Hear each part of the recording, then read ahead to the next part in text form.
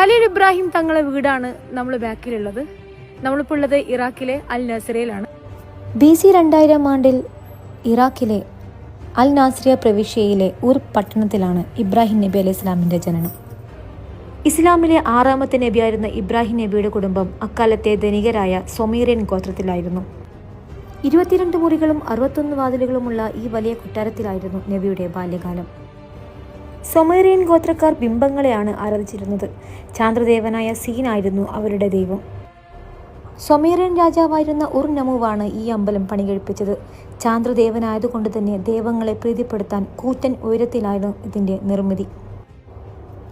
ഈൻ ഉൻ മാഹ്, ദുഖ്ലാൽ, മാഹ്, സിഖുറത്ത് അങ്ങനെ തുടങ്ങിയ പട്ടണങ്ങളും ഇബ്രാഹിം നബിയുടെ കൂട്ടക്കാരുടേതാണ്. ബാല്യകാലത്തിനു ശേഷം നബിയും കുടുംബവും ബാബിലോൺ പട്ടണത്തിലേക്ക് പോയെന്നാണ് ചരിത്രം.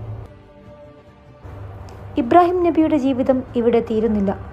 ഇസ്ലാമിലെ അനേകായിരം ചരിത്രങ്ങൾ ഉറങ്ങുന്ന നാടാണ് ഇറാഖ്.